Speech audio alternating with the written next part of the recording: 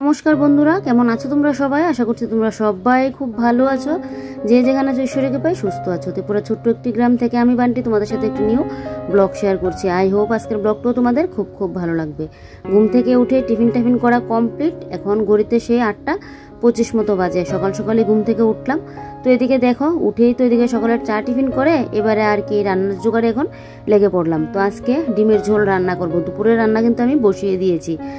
এই গরমের মধ্যে সকালবেলায় পান্তা খেয়ে কিভাবে আমি আমার সংসারের একা হাতে কাজগুলো একটু একটু করে গুছিয়ে রাখি, তার উপর আমার হাউস ক্লিন, তারপর এদিকে প্ল্যান্ট কেয়ার মানে গাছের যত্ন, কিভাবে আমি একা হাতে সমস্ত কাজগুলো করি সেটা আজকে তোমাদের সাথে শেয়ার করব।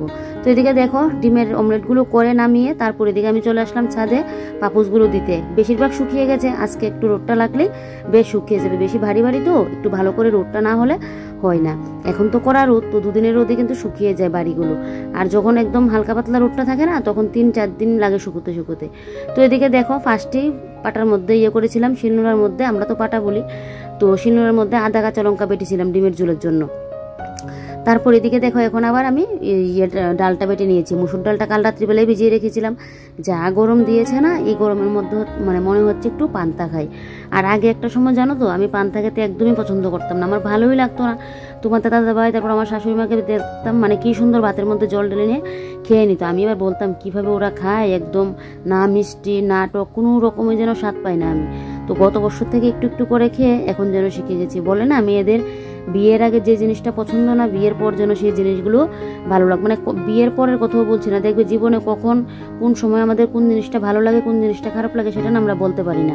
তো যাই হোক, পান্তা খাওয়া তো খুব ভালো শরীরের জন্য এই গরমের মধ্যে। তো তাই জন্য ভাবছি আজকে পান্তা খাবো। তো কালকে একটু বেশি করে ভাতটা রান্না করে জল ঢেলে রেখে দিয়েছি। আমার আবার সাথে সাথে গরম ভাতের মধ্যে জল ঢেলে খেতে ওইটা ভালো লাগে না, একদম আগের দিন ভিজিয়ে রাখলে বেশ ভালোই লাগে। গত বছরও খেয়েছিলাম, তো এবারেও খুব ইচ্ছে করছে। আর এত গরমের মধ্যে না কোনো কিছু যেন খেতে ইচ্ছে হয় না। তো তাই জন্য দুপুরের করে দিলাম। আর এদিকে এখন ডালটা পেস্ট করে নিয়েছি। এদিকে এখন বড়াগুলোও ভাজি করে নেবো। আজকে পান্তার সাথে খাবো ডালের বড়া করে। পান্তা ভাতের সাথে দেখবে মসুর ডালের বড়া, নয়তো বা তোমার এই আলু মাখা, তারপর অনেকে শুটকি মাছের ভর্তা। তবে আমার ডালের বড়াটা দিয়ে বেশ ভালো লাগে খেতে। সাথে তো আস্ত পেঁয়াজও থাকবে। তো এদিকে দেখো একটা পেঁয়াজ কিন্তু আবার মাঝখান দিয়ে কেটে রাখলাম। তো তোমার দাদার জন্য একটা, আমার জন্য একটা। কাটাকুটিটা কমপ্লিট করে নিয়েছি। আর এদিকে কিন্তু আমার রান্না হচ্ছে, এই পাশে কিন্তু আমি আমার ঘরটা ক্লিন করে নিচ্ছি। পান্তা খাওয়ার আগে কিছু কাজ করে রাখছি। পান্তা খেলে নাকি বেশি শরীরের মধ্যে নাকি একটা ঝিমুনি আসে। তো ঝিমুনি আসলে হবে না, পান্তা খেয়ে ঝিমুনি আসলেও ঝিমুনিকে সরিয়ে আমার সংসারের কাজগুলো কিন্তু করতে লাগবে। কি বলো তো, শরীরটা একটু কিন্তু ঠান্ডা থাকে। এত গরম, কিভাবে যে এই গরমটা কাটাবো। এখন তো সেই মানে বৈশাখ মাসও এখনো আসেনি, গরমের তো শুরু, সেই শুরুতে এরকম অবস্থা। তো এদিকে দেখো এই উপরটা মুছে নিয়েছি, নিয়ে তারপরে এই যে এই সাইডটাও ভালো করে একদম মুছে নিচ্ছি। আর এই যে দেখো নিচটাও ভালো করে মুছে দিচ্ছি, এত পরিমাণে ধুলো। আর আমাদের এখানে না স্ট্যান্ডের মধ্যে নতুন করা হচ্ছে। এমনিতে তো এখানে স্ট্যান্ড করা হচ্ছে, আগে তো এমনিতেই ছিল, তো এখন আবার নতুন করে স্ট্যান্ড করা হচ্ছে। যেহেতু এটার আবার করা হবে, উদ্বোধন করা হবে 11 তারিখ। তো সেই স্ট্যান্ডের মধ্যে না পুরো পিস ফেলা হচ্ছে আর ঝাড়ুটারও দেওয়া হচ্ছে। তো এত পরিমাণে ধুলো উঠছে, আর সেদিনের ঝড়ে তো আর বলে লাভই নেই, আরও একদম বাজে অবস্থা। আর এদিকে দেখো ভাতটা যে কালকে জল দিয়ে রাখলাম, এখন আবার একটুখানি জল দিয়ে রাখলাম। তো আগে চলো বড়াগুলো বসিয়ে দিই। এদিকে আমার ডিমের ঝোল রান্না কমপ্লিট, ডিমের ঝোল আগে নামিয়ে নিয়েছি। এখন একটু চাটনি করেছি আম দিয়ে। এখন গরমকালের মধ্যে দেখবে একটু চাটনি হলে বেশ ভালোই লাগে। তোমরা আবার ভাববে পান্তার সাথে আবার কে চাটনি খায় না গো, দুপুরের জন্য করলাম। দুপুরের জন্য তো ডিমের ঝোল আর একটু আম দিয়ে চাটনি। টকও বলতে পারো, টক তো একটু পাতলা হয়, তোমার দাদা আবার পাতলা হলে ভালোবাসে না খেতে, তাই জন্য একটু ঘন ঘন করে করলাম। আর এদিকে দেখো ডালের বড়াগুলোও বসিয়ে দিলাম, সাথে দিয়েছি পেঁয়াজ কুচি কাঁচা লঙ্কা কুচি, বেশ ভালো লাগে ডালের বড়া খেতে। তো ডালের বড়াগুলো এদিকে হতে হতে তোমার দাদা ভাই গেল এদিকে স্নানে, আর আমি এদিকে ডালের বড়াগুলো যেহেতু বসিয়ে দিলাম, এই ফাঁকে এদিকে এখন ওই যে ময়দা টেনেছিল 2 দিন হয়েছে, এটা আর চালা হচ্ছে না। তা আমি না একসাথে ওই যে ময়দা, তারপর চালের গুঁড়ি, তারপর বেসন, চালের গুঁড়িটা সবসময় করি না, এটা আমার বোন এনেছিল। তো এবার আবার একটুখানি চালের গুঁড়িও মিক্সড করলাম, না হয় সুজি মিক্সড করি। এগুলোকে একসাথে মিক্সড করে রোদে দিয়ে একদম রেখে দিই, তাহলে অনেক দিন যাবত না আমার ভাজা পকোড়া বাছতে গেলে আর অসুবিধা হয় না। মানে যে আলাদা করে ওই চেলে নিয়ে বাছতে লাগবে এরকম করতে হয় না, অনেক দিন যাবত আমি করতে পারি। তো এদিকে দেখো এদিকে আমার করা চালা হয়ে গেছে। এবার এখন একটু রোদে দিয়ে রাখবো, রোদে দিলে না পোকাটা ধরতে যায় না, অনেক দিন যাবে তো আমার এটা দিয়ে। তাই এভাবে একটু একার সংসারে কাজগুলো যদি একটু একটু করে গুছিয়ে রাখা যায় তাহলে দেখবে নিজেরই অনেকটা সুবিধা হয়। ওই যে রান্না করতে গেলে ঝটপট করে একটু বেসন গুলে তারপর বড়াটা ভেজে নিতে পারবো। আমি তো একার সংসার যেহেতু আমি এইভাবে কিন্তু কাজগুলো করি। কি বলতো, কথাই আছে যত লোক তত নাকি কাজ, কিন্তু কি বলতো একটা সংসারে যদি 5 জন লোক থাকে কাজগুলোও কিন্তু 5 জনে মিলে ভাগ করে করে, কিন্তু একার সংসারে হলে সংসারের যাবতীয় ঘরের বাইরের কাজকর্মটা কিন্তু একা হাতেই সামলাতে হয়। তো সে একটু গুছিয়ে গাছিয়ে না করলে তো আর হবে না বলো। তাই জন্য আমি সবসময় একটু এভাবে গুছিয়ে গাছিয়ে করি। তারপর এদিকে দেখো ওই যে আমার এই বেসনের যে ড্রামটা ওইটাও একটু ধুয়ে দিলাম, চালনিটাও ধুয়ে দিলাম, এগুলো মেলে দিলাম। আর এই যে দেখো এটা যে রোদে দিয়ে রাখলাম, রোদটা লাগুক। আর এদিকে আমার যে এই নারকেলের যে ছোলাগুলো কাটা হয়েছিল ওগুলো একটু রোদে দিয়ে রাখলাম। তারপর আর কি, এবারে রান্নাঘরে চালা হয়েছে। এবারে রান্নাঘরটাকে ভালো করে ঝাড় দিয়ে নিচ্ছি। রান্নাঘরে কাজ বলতে পারো কমপ্লিট। আজকে তো দুপুরে রান্নাও কমপ্লিট করে নিয়েছি, শুধু দুপুরের জন্য ডিমের ঝোলটা করলাম। আর চাটনি তো থাকবেই, একদিন চাটনি বানালে আমি 2 দিন খেতে পারি। তো এদিকে তোমার এই ডিমের ঝোলটা শুধু দুপুরের জন্যই করলাম। গরমের মধ্যে না এই 2-3 বার করে ডিম খাওয়া যাবে না, তো রাত্রিবেলা আবার একটা অন্য কোনো কিছু করব। তো চলো এবার আমার বড়াও হয়ে গেছে, রান্নাঘরে কাজও কমপ্লিট। এবারে শান্তি মতো একটু মনটা জুড়িয়ে পান্তা ভাতটা খাই। আমার তো বেশ ভালো লাগে খেতে, তোমাদের কীরকম লাগে কমেন্টে কিন্তু অবশ্যই বলবে। তো এদিকে দেখো তোমাদের দাদা ভাইয়ের জন্য এখন খাবারটা নিয়ে নিচ্ছি, তারপর আমারটা নেবো। তো এদিকে দেখো পান্তা ভাত, সাথে হলো গিয়ে 1 টুকরো পেঁয়াজ, আর হলো কাঁচা লঙ্কা, আর হলো মুসুর ডালের বড়া। কার কার খেতে লুপ লাগছে বলো তো, কমেন্টে কিন্তু বলবে, তাহলে একটু পাঠিয়ে দেবো তোমাদের জন্য।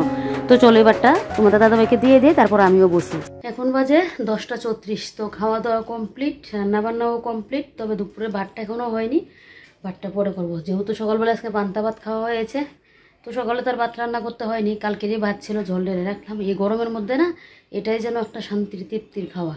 আগে তো পান্তা ভাত আমি একদমই খেতে পারতাম না, সব কিছু বলে না অভ্যাস। তো সেই গত বছরও 1-2 বার এরকম খেয়েছি। এখন তো আমার কাছে এতটা ভালো লাগে খেতে পান্তা, খুব ভালো লাগে, একদম তৃপ্তি শরীর যেন খেয়েছি, শরীরটা যেন পুরো মনটা জুড়িয়ে গেল, এরকম পান্তা খেতে এতটা ভালো লাগে। তো এদিকে খাওয়া দাওয়া কমপ্লিট করে এদিকে থালা বাসনও মেজে ঘষে নিয়েছি, প্লেটগুলো এখানে রাখলাম। আর দুপুরে রান্নাবান্না হয়ে গেছে, শুধু ভাতটা পরে করব। দুপুরবেলায় করলে রাত্রির ভাতটাও করে রাখতে পারবো। এদিকে দেখো ডিমের ঝোল করলাম পেঁয়াজ দিয়ে একটু শুকনো শুকনো করে। আর এখানে হলো কি আমের টক, আমের চাটনি, আম টক আম চাটনি যেটাই বলতে পারো। আর প্লেটটিগুলো এখানে রাখলাম, এইগুলো পরে আবার গুছিয়ে রাখতে লাগবে। আর এই যে দেখো বাসন কোসন মাজা কমপ্লিট। এদিকে কড়াটার মধ্যে তো ডালের বড়া বেঁচেছিলাম, তো এটা এখানেই রাখলাম। বোতলগুলোও খালি ছিল, ভর্তি করে রাখলাম। এই যে দেখো রান্নাঘর পুরো পরিষ্কার। আর এদিকে আমি এখন গিয়ে ওই ঘরের কাজ বাজ করবো, রান্নাঘরের কাজ বাজ তো নেই। আজকে তো আমাদের রামনবমী, তো আমাদের এখানে আবার পুজোও হচ্ছে। তো ভেবেছিলাম একবার যাবো, কিন্তু এই গরমের জন্য যেন ইচ্ছে হয় না, জানো তো, পিছুমনির মধ্যে হয় এটা। তো একবার ভেবেছিলাম যাবো, কিন্তু এই গরম যা পরিমাণে রোদ, ইচ্ছে হচ্ছে না। তারপর দুপুরবেলার দিকে গেলে কী হয় বলো তো, তোমার দাদা ভাই আসবে আবার খাওয়া দাওয়া করতে 3টা 3:30টার দিকে, তো তাই জন্য যাবোই না।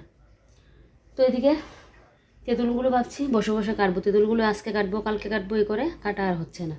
তো আগে ঘরটা গুছিয়ে নিয়ে তারপর তেঁতুল নিয়ে বসবো, দেখি কতটুকু কাটতে পারি। আর তো ভাতটা বললামই দুপুরে ভাতটা করব। তো চলো এখন ওই ঘরে যাই। তা খেয়ে আজকে শরীরে ঝিমুনি আসেনি গো, ঝিমুনি আসেনি। এই যে দেখো জোর কদমে কিন্তু লেগে পড়লাম সংসারের কাজে। কি বলো তো, মন পেট সব কিছু তো একদম ঠান্ডা হয়ে আছে।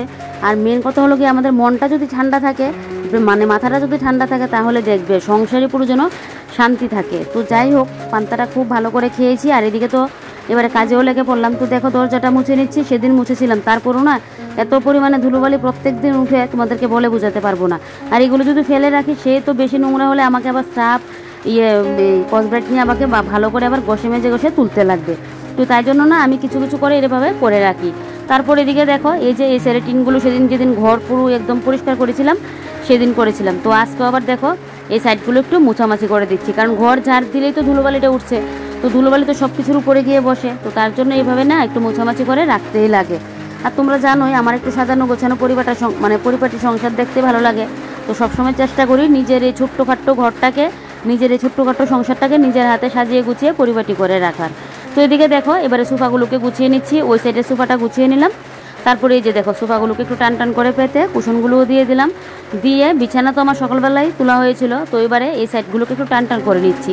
কারণ বেড কাভার পাতলে আমার যদি বিছানার বেড কাভারটা না একদম টান করে না পাতা হয়, আমার আবার যেন ভালো লাগে না, একটু টান করে আমার পাততে লাগবে। তো তাই জন্য দেখো বিছানার বেড কাভারটাকে একদম টান করে একদম পেতে নিলাম, নিয়ে এই যে দেখো এবারে এখন আমার এখানে আইলিনাটা, তারপর আমার ওই যে ফেস ওয়াশটা এখানে রাখলাম, রান্নাঘরে একটা ফেস ওয়াশ রাখা আছে।